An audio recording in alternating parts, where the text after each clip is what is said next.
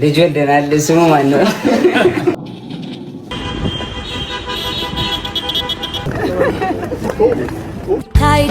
ለማስተር አብነት የ3 ቀን ጾም ጸሎት መታወጁ ተነገረ። ሰላም ቤተሰብ እንዴት ናችሁ? ነው ያለው ክብር ይስፋ ጆሴፍ ነኝ። እንደተለመደው በአዳዲስ ወቅቴና በአነጋጋሪ ቪዲዮዎች ተመልሼላችሁ መጥቻለሁ። ከእናንተ የሚጠበቀው እስከዚህ ቪዲዮ መጨረሻ አብራችሁን በመቆየት ለቻናል ለማዲስ ከሆናችሁ ላይክ በማድረግ ሼር በማድረግና ሰብስክራይብ በማድረግ ቻናል ቤተሰብ ሆኖ በተለይ ደግሞ አዲስ ሆናችሁ ሰብስክራይብ ሳታረጉ ምትው ሰብስክራይብ አድርጉ። ሀሳብ አስተያየት ካላችሁ ደግሞ ኮሜንት ላይ አስቀምጡልኝ። የትኛውንም አስተያየት ለመቀበል ዝግጁ ነኝ። ወደ ቪዲዮ ከመሄዳችን በፊት ቪዲዮ በላይክ እንጀምሮ ላይክ አድርጉ። አንዴ 2 ሰከንድ ስራንሽ ለኔ ግን በጣም ነው የሚጠቅመኝ። ስለዚህ አንዴ ላይክ አድርጉ። በዛሬ ቪዲዮ የምናየው አዶናይና ጃኒ ትላንት ማታ ትልቅ ፕሮግራም ነበራቸው። በዛ የራት ፕሮግራም ላይ ምን ተፈጠረ የሚለውን እናያለን። ጆን ዳንኤል ደግሞ በኢትዮጵያ ታሪክ ትልቁን የቲክቶክ ሊቭ ቪው አግኝቷል።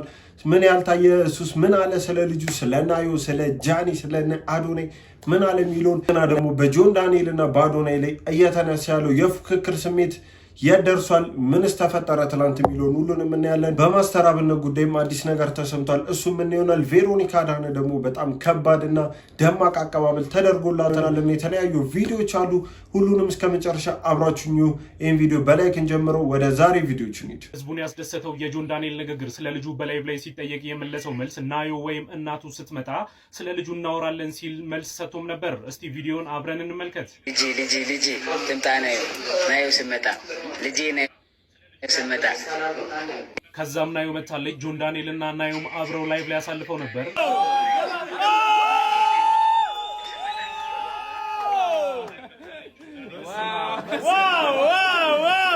አላቋርጥ ጀምሬ ሳላላለ ቀይሬ እንዴ ነበረ ካላልኩኝ ከትላንት ተጠጣው ናሳ አይ ዛሬ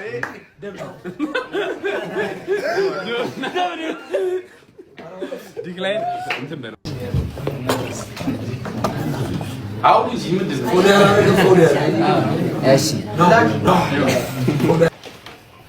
እሺ ልጅ ወልደናል። ስሙ ማን ነው?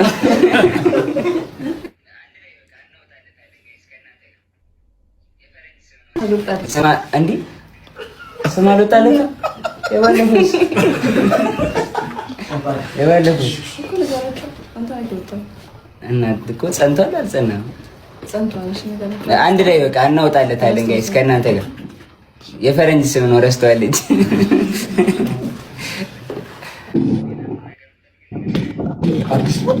ኢትዮጵያዬ ቴንክ ዩ ሶ ማች።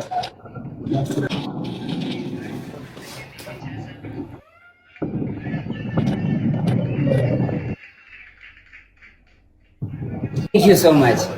እሺ ሌላ ምን ነገር የምትፈልጊው ነገር አለ? ያው አባቱ ብላችሁ ለጠይቃችሁ አባቱ ከቼ ብሏል። አየር ላይ ከቻሳ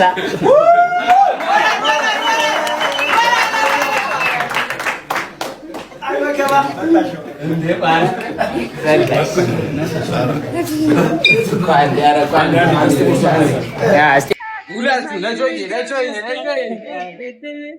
ዛሬ ከስለሽ ከኔ ቦታ አትቢም ለአንድ አፍታ ብሎ ላንቺን ብሎ ልቤ አይሰማ ሳቅና ጨዋታሽ ማማይታማ አይሰለቸው አፌ ማውራት ስለሷ ከመገን ስምሽን እያነ አላት ስብና ያልገበዘው አልፎ ቁንጂና እንደ ትንግርት ሆና ተፈጥራ እንደ ኮከብ የምታበራ። እንዳያችሁት ነው ጆን ዳንኤል ትላንት ሊቭ ላይ ነበር። ናዮ ጋር የልጅ አባት እንደሆኑ ተናግሯል። ደግሞ በኢትዮጵያ ቲክቶክ ታሪክ 130,000 ሰው ቁጭ ብሎ ያያቸው በአንድ ጊዜ ያው ጆን ዳንኤል ታሪክ ሰርቷል። በቲክቶክ ታሪክ የመጀመሪያው ብዙ ተመልካች የሱ ነው። እና ደግሞ በጣም ብዙዎች እየተነጋገሩበት ያለ ጉዳይ ምንድነው? በዛኑ ሰዓት አዶናይና ጃኒ ደግሞ ሌላ ቦታ ላይ ዲነር ፕሮግራም ላይ ነበሩ ለሁለትና እሱን የፖስቱ ነበር። ያ ፕሮግራም ላይ ደግሞ ምን ተፈጠረ የሚሉን እሱን አብረን ምን ይሆናል። ከዛ ስለ ሁለቱም ጉዳይ አብረን አስተያየት እንሰጥበታለን።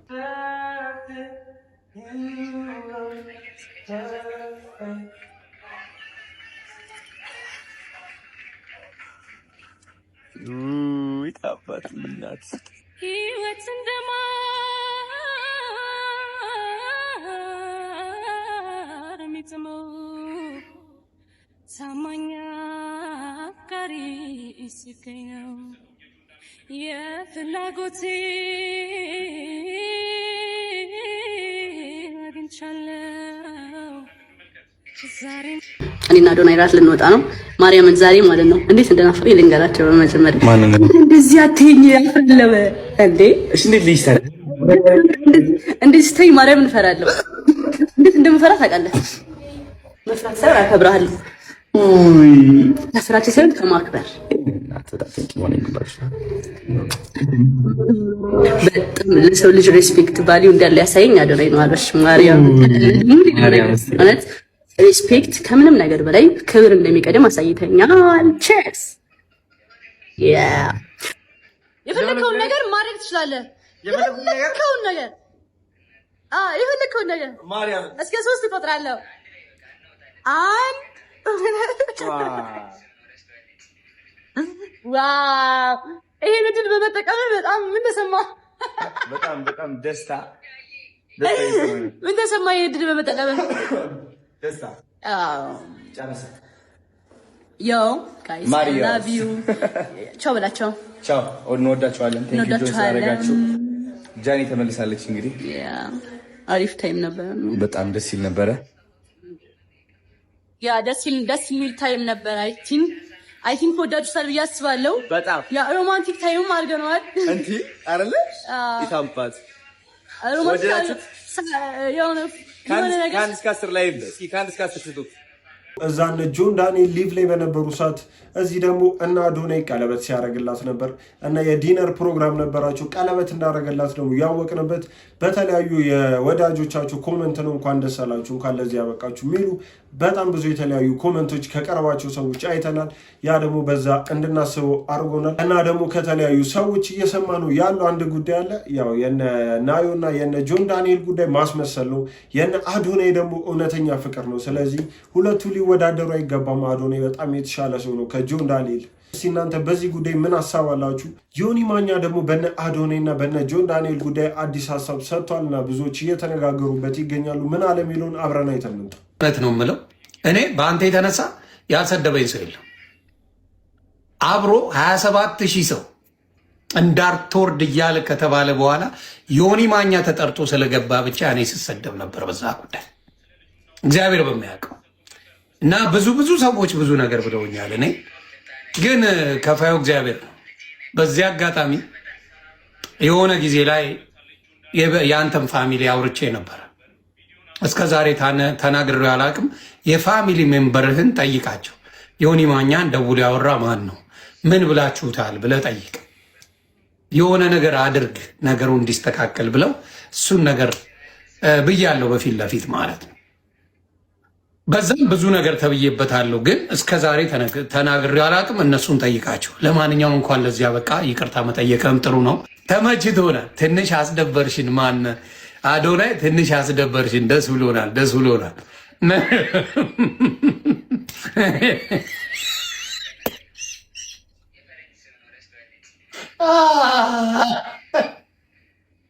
ሸቤ ስትገባ ጭውት ያለና ሸቤ ላይ የሻማ ያዘፍነዋል።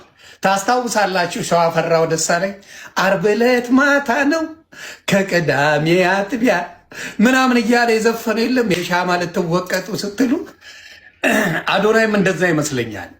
ሸቤ ገባ ጊዜ የሆነ ነገር ዝፈን ብለውታል እና የሻማ የርከባይ ከረፈደ ስትሄጂ እመጣለሁ ዛሬ ትላንት አይደለም። ኦ ማይ ጋድ እንደ ዛሬ ስቄ አላውቅምና ግጥሙን የሰጠው መከላከያ ነው አላሉም? አይ በጣም ነው የሰገጥከው። ኧረ ትችላለህ፣ አዶናይ ትችላለህ። በጣም መስገጥ ብራንድ ነሽ። በቃ እኔ ተመችተኝ በመሰገጥ ብራንድ ነው። በቃ እንዳያችሁት ነው አዶናይን እየተሳደበ ወደ ጆን ዳንኤል ደግሞ ለመቅረብ እየሞከረ ይመስላል። ዮኒ ማኛ ያው የመከረባበት ብቃቱን እንደ ሀገር ነው የምናቀለት። ያው ጆን ዳንኤል መልሶ ያስጠጓል ብዬ አላስብም። የወላ ነገር ከሰራው በኋላ እኔ ምንም አላረኩም ብሎ በፈጣጦ መጥቶ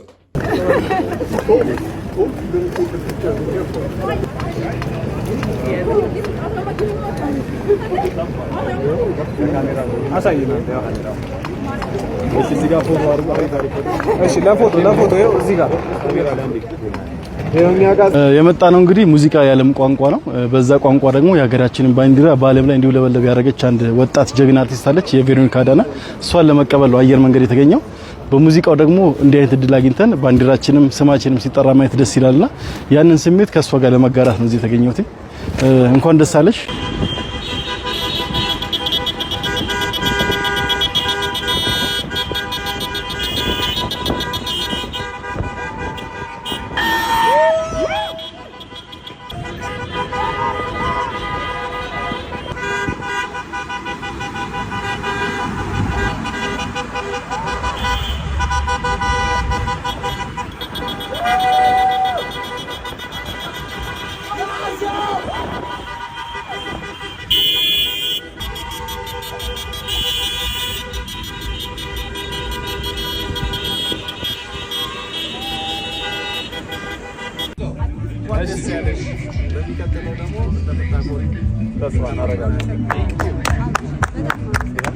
ቬሮኒካ አዳነ በሚያምር መልኩ አቀባበል ተደርጎላታል። ይገባታል ብዬ አስባለሁ። እንደ ሀገርም አስጠርታናለች። ከዚህ የተሻለ እንጂ ከዚህ ያነሰ ፕሮግራምም አልጠበቅኩም ነበር። እንደውም ብዙ ሰው ትኩረት አልሰጣትም፣ ለምን እንደሆነ አልገባኝም። ግን ትልቅ ስራ ሰርታለች። ካገኘችው ሽልማት አንጻርም አሪፍ አቀባበል ተደርጎላታል። ስለዚህ መብላት ምግብ እንዳልበላ ተከልክያለሁ፣ ይህንን ለሚዲያ አጋልጣለሁ ብሏል። ይህ መረጃ ሌሎች እንደ ሼር ማድረጋችሁ እንዳትረሱ። አዲስ ሆናችሁ ፎሎ አድርጉ። ታዋቂው ሼፍ ዮሐንስ በቤተሰብ ጉዳይ ችግር ውስጥ መግባቱን በቪዲዮ አሳውቋል። በቤተሰባችን ሬስቶራንት ውስጥ በ5 ዓመት ታናሽ እህቴ አማካኝነት ሰራተኞችን በማሳደብ ምግብ እንዳልበላ ተደርጋለሁ። ቢያንስ ምግብ የምንበላበት ላውንደሪ የምንጠቀምበትና ሌሎች አገልግሎቶች የምናገኝበት መንገድ ሊታሰብ ይገባል። ይህም አይሆን ከሆነ ግን ለብዙ ዓመት ሚዲያ ላይ የቆየው ሰው ስለሆነ ጉዳዩን በሰፊው ወደ ሚዲያ ይዤ እወጣለሁ ብሏል። ሼፍ ዮሐንስ እንግዲህ ብዙ ለምግብ አይሆንም ብለን የምናስባቸውን ነገሮች በተለየ ሁኔታ ሰርቶ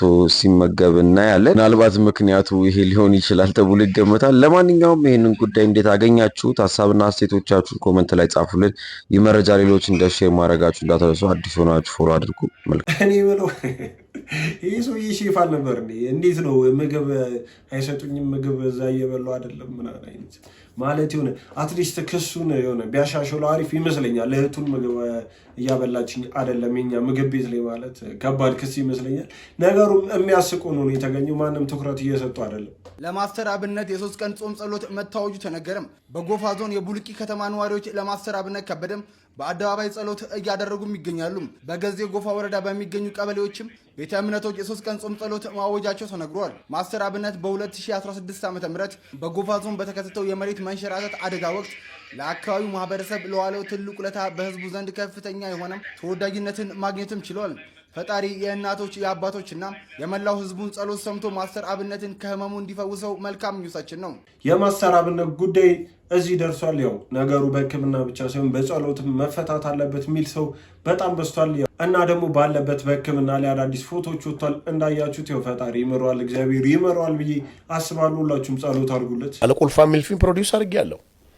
ለታዋቂ አክተር መኪና ሸልሜያለሁ። የዛሬ 10 ዓመት ለማን ነበር? ስሟ ጠፋኝ።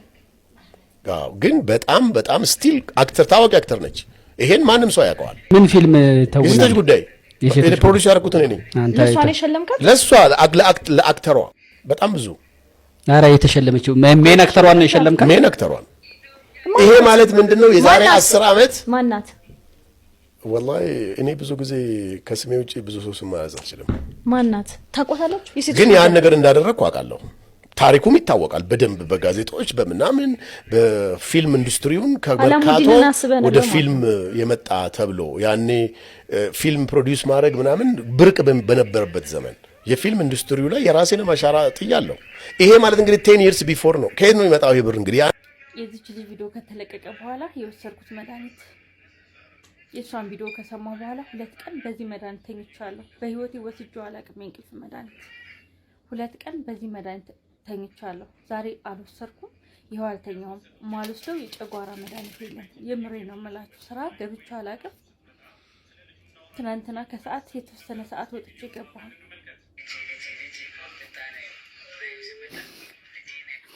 እንደግል ይህን ቃል ማንም ሰው ብሎኝ ላልፈው ይችላል።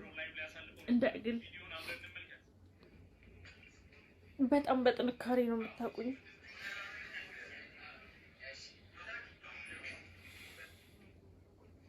ለልጆቼ በጣም ዋጋ የምከፍል ጠንካራ፣ ብቻዬን የማሳድግ፣ በእምነታቸውም በትምህርታቸውም ከድሮ በተሻለ ጥሩ ውጤት ያመጣሁኝ፣ እያንዳንዱ ነገሬን በተግባር ያሳየኋችሁ፣ የስራ ለውጤን፣ የህይወት ለውጤን፣ የልጆቼን ለውጥ በተግባር ያሳየሁኝ ሲንግል ማም እናት ነኝ። እናም አንዳንድ ጊዜ ታውቃላችሁ ምንችለውን ሆነናል። እንደነሱ ጥሎ መጥፋት አቅቶን አይደለም።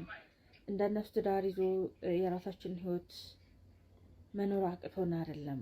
ከልጅ ጎን የተገኘች እናት ናት መወቀስ ያለባት። በርቀት እኮ ሆኖ ልጁን እንኳን በሳምንት 1 ጊዜ ለማግኘት ጊዜ የሌለው አባት ነው መወቀስ ያለበት። እንዴት አድርጌ ደጋግሜ ቢሰማ ነው ልረዳት የምችለው? ከዛ አልፎ ደግሞ እናንተ ባለትዳር ሴቶች፣ ልጅ የያዙ እናቶች ላይ የምትፈርዱ፣ እኛ ላይ የፈረዱ ሁሉ እኛን ሆነዋል። ነገ እኛ እጣ ፈንታ ይደርሳችሁና ምን እናድርግ? እንዴት ነው የቻላችሁት? እንዴት ነው ህይወትን የመራችሁት? እንዴት ነው ብቻችሁን ልጅ ያሳደጋችሁት? እስኪ መንገድ ምሩን እንዳትሉን፣ ነገ የኛ እጣ ፈንታ እንዳይደርሳችሁ። እኛ ላይ የፈረዱ አይናችን እያየ እኛን ሆነዋል። እናንተ ሴቶች በየኮሜንቱ ስር እየሄዳችሁ ልክ ናት የምትሉ ዛሬ የያዛችሁት ይውላችሁ። እናንተ ትዳርን መፍታት አታስቡ ይሆናል። ፈቶሽ ይሄዳል፣ ሻንጣውን ይዞ ይሄዳል። በየሴቱ ላይ የምትፈርዱ ሴቶች ሴቱ ናችሁ። ነገ ጧት እኛን ትሆናላችሁ። ያኔ እንዴት ነው ያለፍሽው ቀመር ብለሽ ትመጫለሽ። እንዴት ሳያሽ፣ እንዴት አለፍሽው፣ እንዴት ቤትም ውጭም ሆንሽ፣ ምን አይነት ጥንካሬ ነው ያለሽ እስኪ ንገሪኝ ብለሽ ትመጫለሽ። የሁለቱ ፍቅረኛ ማቾች ዶክተሮች መረጃ እንሆ ወጥቷል። የሁለቱ ፍቅረኛ ማቾች ሐኪሞች ከሆስፒታል ከውስጥ የተገኘ ልዩና እውነተኛ መረጃ ሲል ኢትዮ ታይምስ ይህንን አስነብቧል። ዶክተር አቤኔዘር ጌታቸውና ሜሮን ደመሌ በጎንደር ሆስፒታል በትምህርትና በስራ ላይ የነበሩ ሲሆን በተቋም ውስጥ በነበሩበት ወቅት ፍቅረኛ ማቾች ነበሩ። የሚያውቋቸው ሁሉ የነበራቸው መቀራረብና መዋደድ ደስ የሚል እንደነበረ ይናገራሉ። ነገር ግን ዶክተር ሜሮን ባጋጠማት የማይድን ህመም ምክንያት በተደጋጋሚ ጊዜ ለዶክተር አቤኔዘር የራሱን ህይወት እንዲኖርና ህይወቱን እንዲያስተካክል በተደጋጋሚ ስትነግረው እንደነበረ ጓደኞቻቸው ይናገራሉ። ዶክተር ሜሮን ለረጅም ጊዜያት በሕክምና ብትረዳም ህመሙ ለውጥ ሊያመጣ አለመቻሉ ቢታወቅም በርከት ላሉ ቀናት ሆስፒታል ውስጥ ገብታ ተኝቶ መታከም ሲደረግላት ቢቆይም ለውጥ ሊመጣ አልቻለም። ዶክተር ሜሮን ከ3 ዓመታት በላይ የቆየ ህመም ሲስተማቲክ ለብስ ኢሪቴማቶሰስ SCLE እና አኪዩት ሊቨር ፌለር ነበረባት። አዲስ አበባና የተለያዩ ሆስፒታሎችና ጎንደር ሆስፒታል ስትታከም ቆይታ ታህሳስ 3 እንድትተኛ ተደረገ። ዶክተር አቤኔዘር በሆስፒታል ውስጥ ሲከታተላትና ሲያሳክማት የቆየ ሲሆን ምሳ ከውጭ አምጥቶ ቀን ከተኛችበት አብልቷት ነበር። እገዛ በሚያደርግላት ወቅትም የራሱን ህይወት እንዲመራና እንደማትድን ስትነግረው እንደነበር ጓደኞቻቸው በተደጋጋሚ ተናግረዋል። በዚህ ሁኔታ ውስጥ እንዳሉ ዶክተር አቤኔዘር ከጓደኛው ጋር አምሽቶ ራሴን ስላመመኝ ትራማዶል ልግዛ ብሎ ከአንድ ጓደኛው ጋር ሄዶ 10 ፍሬ ገዝቶ ገባ። በዕለቱ ማታ ላይ ከእናቱ ጋር ሲያወራ እንዳመሸ ከቤተሰብ የተገኙ መረጃዎች ያመላክታሉ። በማግስቱ ከስራ በመቅረቱ ተደውሎለት ስልክ ባለማንሳቱ አብሮት የተከራየው ዶክተር አበባ የተባለ ጓደኛው ተደወለለት። ጓደኛውም ቤቱ ሄዶ ክፍሉን ሲያኳኳ አልከፍት በማለቱ በሩን ከፍቶ ሲገባ ተሸፋፍኖ ተኝቶ ተመለከተው። ሲጠራው አቤት ስላላለው ትከሻውን እየነካ ለመቀስቀስ ሞከረ። ስላነቃለት ብርድ ልብሱን ሲገልጠው አረፋ አየ። ከዛን የልብ ትርታውን ሲያዳምጠው እንደሞተ አረጋገጠ። ዶክተር አበባው ጉዳዩን ለፖሊስና ለባልደረቦቹ ነግሮ ፖሊስ እያጣራው ይገኛል። ሚሊኒክ ሆስፒታልም የአስክሬን ምርመራ ታህሳስ 5 አድርጎለታል።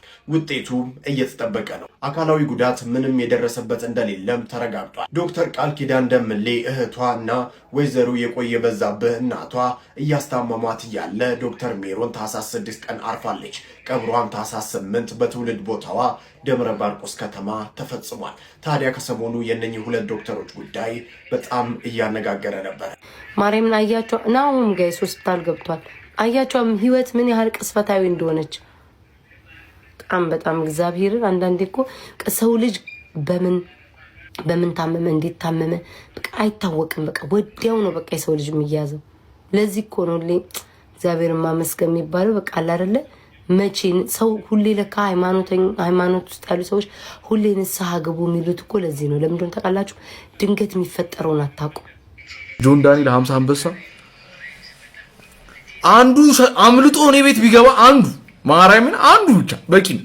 በተተየነ አንዱ አምልጦ ቢገባ ማለት በቃ ዝም ብሎ ስለ ላይቭ ላይ ተሳስቶ ወጥቶ እኔ ጋር ግብት ቢል አቤት ሪሊ ረሃ ያለ ምሽት እተተየነ በስማ 50 ላይ ማርያም ብዙ ግን ይገባል። እናቴ ትሙት ከዛም በላይ ያርግለት እርድና 50 ላይ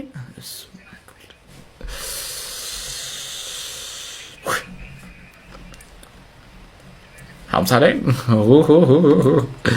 ጉድ ነው ለስተንዴ በየ አረ ችግር የለውም። የሆነ ቀን አሁንማ አንቺም እየሰራሽ ስለሆነ ችግር የለውም። ሰርተ ሞልቶ ሲተርፋችሁ እተተኝ እኔ ላይ ብላላችሁ ሞልቶ ከተረፈ በኋላ እንፍታታለን ነው የምላችሁ። እስከዛ ራን ሀስል ላይ ነን እኛ እና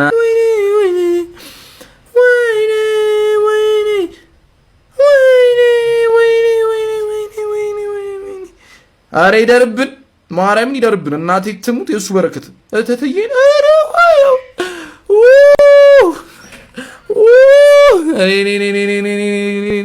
እኔ ያሉ እዚህ ላይ ያው ከናንተ ጋር እተተየን አንበሱ አይጮ እናንተ አጮ እኔ አልጮ በቃ ቁጭ ብለን ታያለ ነው ማለት እንደው አንድ ቀን ያው ይሄን የደረቀ ሰሃራ የመሰለ መሬታችንን ዛፍ በዛፍ እንዲሆን እንመኛለን። ዩፊ ወራም ሳይ በቃ ናማስቴ ይሄው አንበሳ አረ መልሶ ኢሞጂን እንቀበል እተተየን እንዴ ተላጣለ ኢሞጂ ማን ይማልኝ እንዴ ተላጣለ እንዴ ጆን ዳንኤል 50 አንበሳ አንዱ አምልጦ እኔ ቤት ቢገባ አንዱ ማርያምን አንዱ ብቻ በቂ ነው።